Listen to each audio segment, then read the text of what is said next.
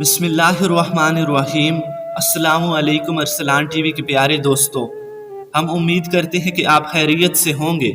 پیارے دوستو، اللہ پر توکل رکھنا ایمان کی سب سے بڑی نشانی ہے۔ کچھ نہ ہوتے بھی یہ یقین رکھنا کہ میرا رب سب کچھ کر دے گا۔ جتنا ایمان مضبوط ہوگا اتنا ہی توکل پختہ ہوگا، کیونکہ اللہ فرماتا ہے میرے ساتھ جیسا گمان کرو گے میں ویسا ہی معاملہ فرماؤں گا۔ اچھا سوچو گے اچھا ہوگا، برا سوچو گے برا ہوگا۔ انسان بڑا ہی بے صبرا ہے، اسے لگتا ہے کہ میں جو کچھ کر رہا ہوں ٹھیک کر رہا ہوں، اللہ کو مشورے دے رہا ہوتا ہے۔ وہ بہتر جانتا ہے کہ کیا دینا ہے اور کیا نہیں۔ توکل کیا ہے؟ کیا روزی روٹی کے لیے ہماری جد و جہد کرنا توکل کے خلاف ہے؟ توکل لفظ وکل سے نکلا ہے، جس کے معنی ہیں خود کو سپرد کر دینا یا مکمل بھروسہ کرنا۔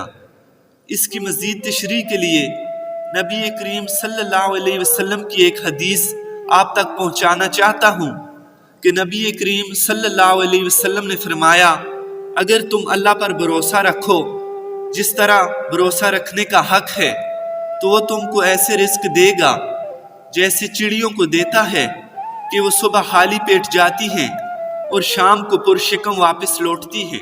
یہاں پر اللہ پر توکل کا ایک قصہ بیان کرتے ہیں۔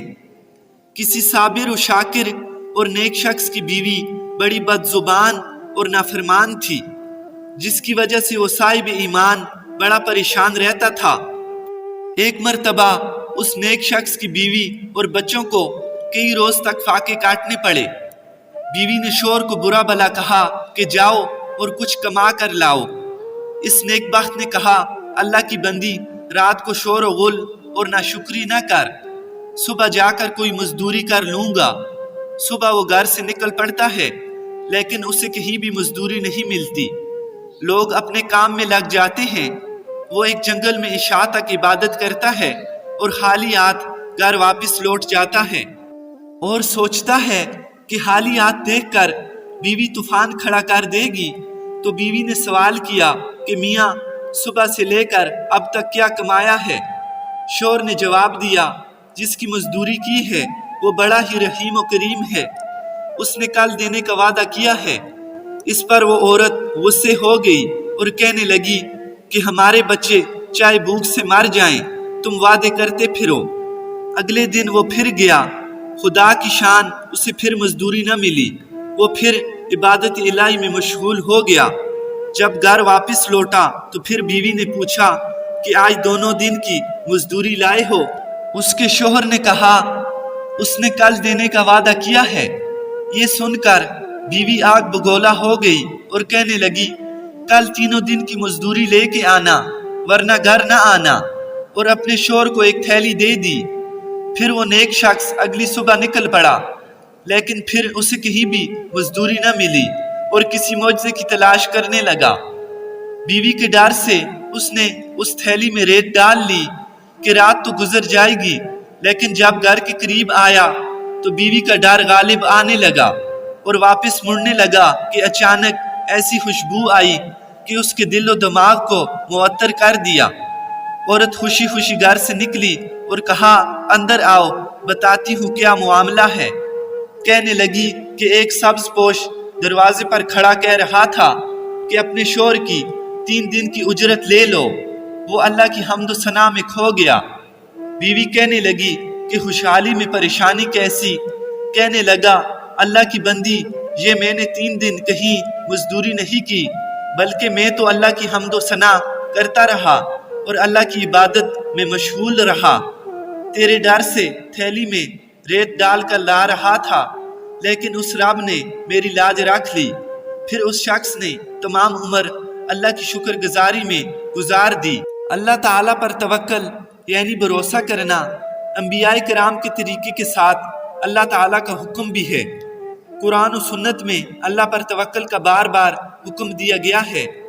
حکم خداوندی ہے کہ اللہ تعالیٰ پر ایمان لانے والوں کو صرف اللہ ہی کی ذات پر بھروسہ کرنا چاہیے۔ وما علینا الا البلاغ المبین۔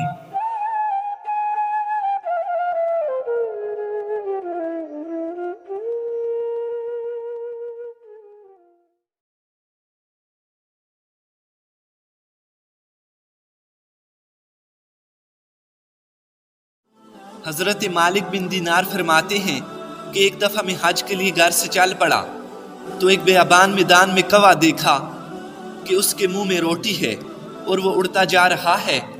میں نے سوچا کہ اس کوے کے ساتھ ضرور کوئی عجیب معاملہ ہے۔ میں اس کے پیچھے چل پڑا۔ وہ ایک غار میں داخل ہوا۔ میں بھی غار کی طرف چل پڑا تو میں نے دیکھا کہ وہاں ایک شخص ہے جس کے دونوں ہاتھ پاؤں بندھے ہوئے ہیں اور وہ کوا اس کے منہ میں ایک ایک کر کے روٹی کے ٹکڑے ڈال رہا ہے۔ اس کے بعد وہ کوا اڑا اور واپس نہیں آیا۔ میں نے اس شخص سے پوچھا، این انتا، آپ کہاں سے آئے ہیں؟ اس نے کہا، میں حاجیوں کے قافلے کے ساتھ تھا۔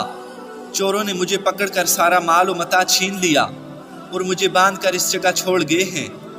میں یہاں پر 5 دن سے بھوک پر صبر کیے ہوئے ہوں۔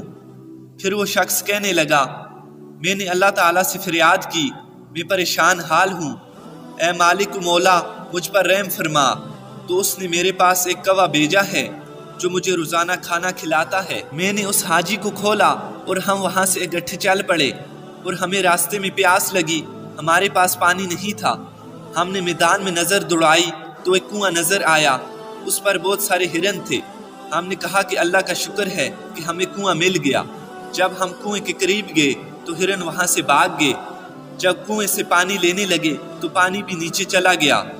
میں نے کنویں سے پانی نکال کر پیا اور عرض کی، اے میرے رب، یہ ہرن نہ تو رکوع کرتے ہیں اور نہ ہی سجدہ کرتے ہیں، اس کے باوجود تو نے انہیں زمین کی سطح پر پانی دیا ہے اور ہمارے لیے پانی کو نیچے کر دیا۔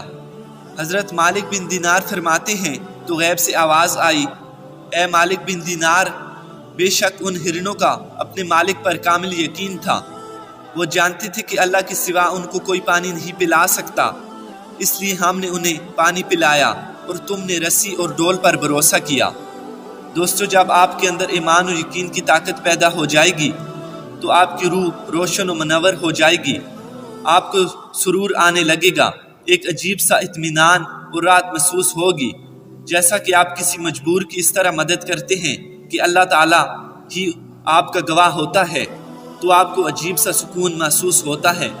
بالکل اسی طرح جب کوئی اللہ کا بندہ اللہ پر کامل یقین کرتا ہے تو وہ اللہ کے قریب ہوتا جاتا ہے اور دنیا کی آزمائشوں سے اس کا ڈر ختم ہو جاتا ہے۔ وہ انسان قلبی طور پر منور اور خوشحال ہو جاتا ہے۔ اللہ ہمیں صبر و شکر کی دولت سے مالا مال کر دے، ہمارے گھروں کو اللہ رحمتوں سے بھر دے اور ہمارے دلوں کو اللہ اپنے نور سے منور کر دے۔ آمین ثم آمین۔ ایمان والوں کے لیے اس کہانی میں بڑا پیغام ہے، اگر ہو سکے تو شیئر کریں۔ اگر ویڈیو پسند آئی ہو تو ویڈیو کو لائک ضرور کریں اور صدقہ جاریہ سمجھ کر شیئر ضرور کریں۔ ہو سکتا ہے کہ آپ کے ایک شیئر سے کسی کی زندگی بدل جائے۔ وما علینا الا البلاغ۔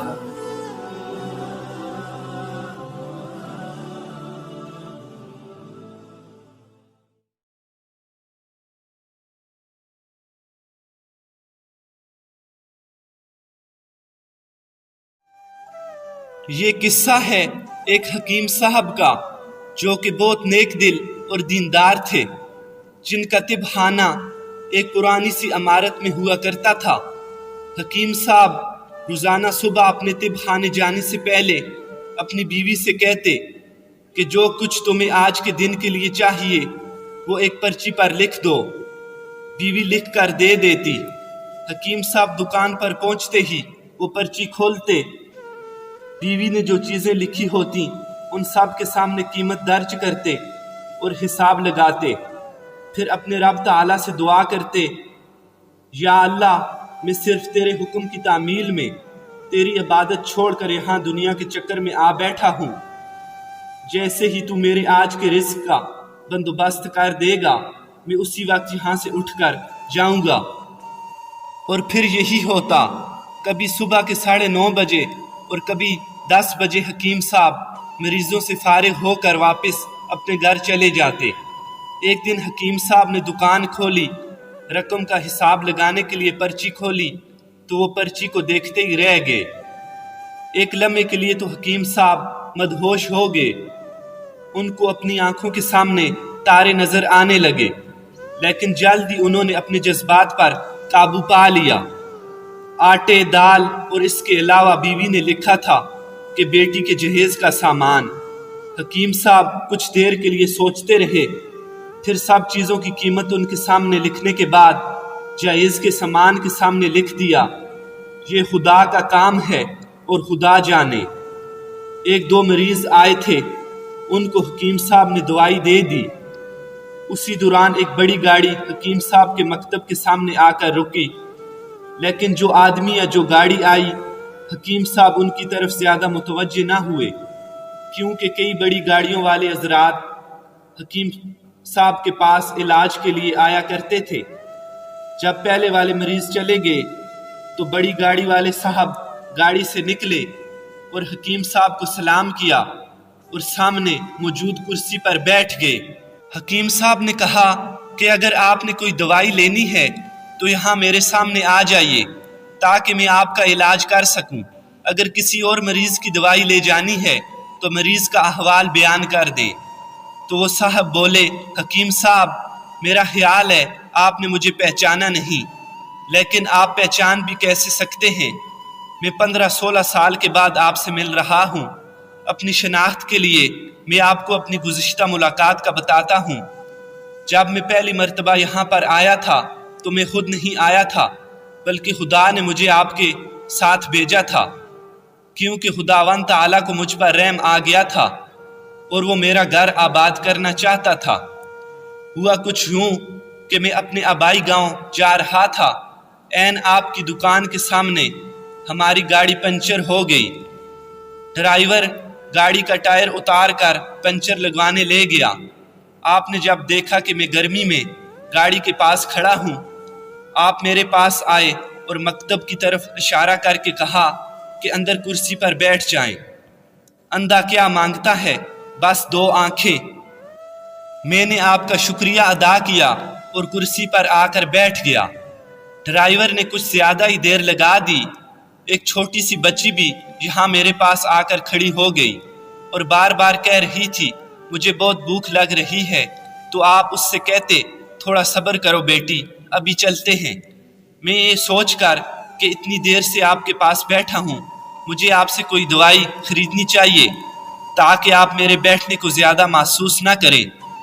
میں نے کہا، حکیم صاحب میں انگلینڈ میں ہوتا ہوں، وہاں گئے مجھے 5-6 سال ہو چکے ہیں۔ جانے سے قبل میری شادی ہوئی تھی لیکن اولاد نہیں ہے۔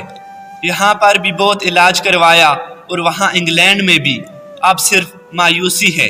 آپ نے کہا تھا کہ میرے بھائی توبہ توبہ کرو، اللہ کی رحمت سے مایوس نہ ہو، یاد رکھو کہ اس کے خزانے میں کوئی کمی نہیں۔ اولاد، مال و اسباب، غمی، خوشی اور موت سب اللہ تعالیٰ کے ہاتھ میں ہے۔ کسی طبیب کے ہاتھوں میں شفا نہیں اور کسی دوا میں شفا نہیں ہوتی۔ اگر شفا ملنی ہے تو خدا کے حکم سے ملنی ہے، اولاد دینی ہے تو اسی نے دینی ہے۔ مجھے یاد ہے کہ آپ ساتھ ساتھ باتیں کرتے جا رہے تھے اور ساتھ ساتھ پڑیاں بناتے جا رہے تھے۔ تمام دوائیں آپ نے 2 حصوں میں تقسیم کر کے الگ الگ لفافوں میں ڈالیں۔ پھر مجھ سے آپ نے پوچھا، آپ کا نام کیا ہے؟ میں نے کہا، میرا نام امجد ہے۔